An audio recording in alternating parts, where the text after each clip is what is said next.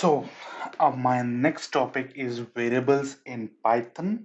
So, if you haven't seen my first video, you can go back to the playlist and you can see. So, these variables. So, let's start variables in Python. Variables are basically containers. Especially variables are the containers which are used to store the values. So they are saying like variables are the containers that used to store the values. We can store the values in the container. As you can see in the image, it is like it is a box and that item is contained. So as we can also store the variables, like variables acts like this box, then in that we can store the integer values, float values, double values, string values. We can store as many as you can. So now um, let's go to our Jupyter notebook. This is our Jupyter notebook. In that, as you can see in the right side, we can see a new. In that, we need to click the Python 3. So in this, like this is the new Python 3. So for that, let's rename it. We can rename it, like it will basically help me whenever, like after shutting down or something else, it will help me where is my variables, where I have practice. So we can replace the name as variables. So okay, variables. So next I can, let's start with the variables. Like as I said, variables can be anything. Now I am taking a as a variable. It is a container. Basically it is a container name, and we can store any values. Now I am storing 10 value. So see, as you can see here, it will take in the left hand side, variable container name is there, and we are storing the 10 variable. So as you can see in the ppt, a is the variable which we are seeing in a box, that is a, and the item that we are storing, that is 10. So we can see like box is a container a, where I am taking a, and in that we are storing 10 value. So for running we have two options. As you can see, run over there, run cell select below. So by clicking this we can run it. And the second option is that we have to click shift plus enter. We need to click simultaneously, so it will get printed. So now let's, like we have not got the any output of this. We, for getting the output, we need to write the container, we need to type the container name or the variable name. So I have written a, so shift plus enter. So see, we have, like you can see, the variable a is stored in 10. So we got our output. Now let's see, if I type B, what will happen? Shift plus enter, it will say error. Because why it is showing error? Because the name B is not defined. It is saying like B has been not defined. So for that we need to assign it. First we need to assign B. As the assigning option, we know B as the container name, we can store B is equals to 20, and the shift plus enter. So now if we press B, now if we type B and shift plus enter, it will show the output. So as you can see, and earlier it was showing the error, B name is not defined. Then now after storing the B value, we can get the output as easily as we can. So now for this, as you are as now it is so lengthy process, like you are saying. As you can see, C is equals to 12, then enter C, then we have to mention D is equals to 13, then I have to mention. This is a so lengthy procedure. I need to make convenient way. For that, one method is there, where I am taking the container E, F and G, where I am storing the values of 20, 21 and 22. So see here what it's basically doing. So basically what it does, we are taking a container E, and it will we are mapping to 20. So the positions of here will matter the most. So now F, we are seeing here f in the middle, so the f variable should be in the middle, which we want to assign the f variable.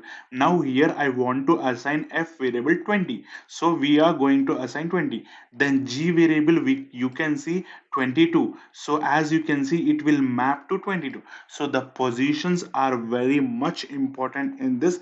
While we are giving multiple storing here, it will we will say multiple storing, we are storing multiple values to the multiple variable. So we here we see e will map to 20, f will map to 21, g will map to 22. Now after running, see we have after running it will never, it will not get the output. So if I want to know the e value, then see how it has been properly mapped to 20. If I see f will properly map to 21. Now I want to see g will map to 22. So this is the easy method for storing the values. Now third method, I have shown you the three methods. Two methods, basically two methods is for storing the value, a variable. Like for showing, one method is that a is equals to 10, like storing a is equals to 10, then storing b is equals to store. This is also the one way to store y, but it is a lengthy way. Then afterwards I have shown you the second method, which is mapping the variables. We have to map the variable whichever we are positioning, so we can store like this also. Then we have the third method, which is like, now I want to show w is equals to x is equals to y is equals to 100. So now if I have these method, is that if I have the one value which I need to store to the multiple containers, so this is the one of the best method and the easiest way to store the variable. So let's run it. So see, run, after running is w will be also 100, x will also be 100, and y will also be 100. So this is the third and the easiest way to store the values. But in this, for the variables which have the different values, we cannot store the same like this method.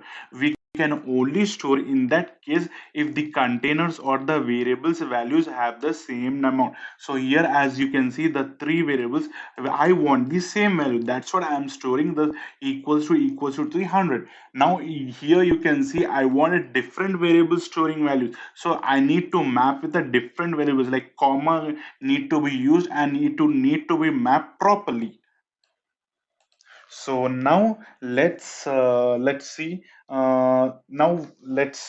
now we can do various arithmetic operations here, like addition, subtraction, division, multiplication. So let's begin and do our addition. So 10 plus 20, I would say, what it will giving 30. 100 plus 1000, what,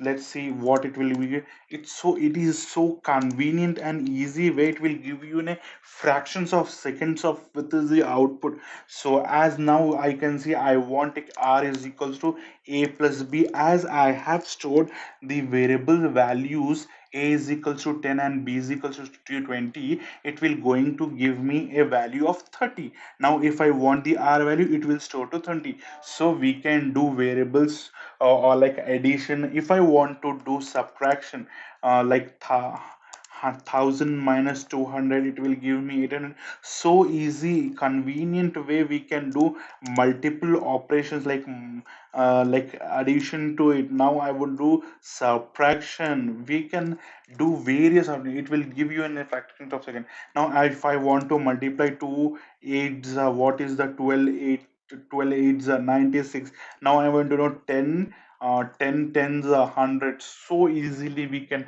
multiply it, we can add it, we can subtract it, and we need to divide also. Division is also so easy, just we need to write the number and divide by 3. So this is the one of the method. Now in division we have two methods, like if you want the in the float value or in the integer value. Like if you, this is the float value method. This is the float value. Float, it will give the output flow.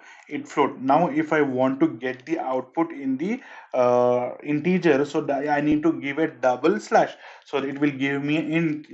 See, what I have done, I have given the same input like 17 by 3 and the 17 by 3. But here, see, basically what it is doing, it is giving here one slash will give you float value and double slash will give you integer value.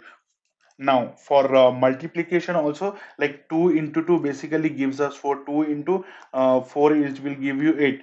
But if you want a square root of what is 2 power 10, what is 2 power 10, so it will give you double power. Double power means we need to give double star. For multiplication, for multiplication we need to give single star.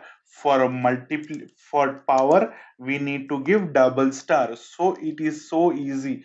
Like we can give double star, then 1024, like it is 2 power 10. So 2 into 2 into 2 into 2, 10 times it will give the output of 10 to 24. Now I want to see the 3 power 3. 3 power 3 is 27. Now I want to see 3 power 30. What it will give? 90. Okay, 3 into, it is a into symbol, and double means power. So this is the wow, man, it is giving us so much huge value. 3 power 30 is this much value. Wow, it is in a within a fraction of second it is giving me the value 3 power 10. It is giving 59049. So within a fraction of second it is giving me output. So as we have seen, we can do various variable options, like we can store the multiple variables, we can store the how storing the one variable, and we have seen a multiple variables. Then we have seen for storing the multiple containers to the one value. We have seen how to store, it is easy we have seen various addition, multiplication, subtraction, and we have seen how to get the division in a float value, in a division in an integer value, and we have seen a multiplication as well as the power symbol. For the power symbol we need to use double star. So in the next video we will see strings. So watch it.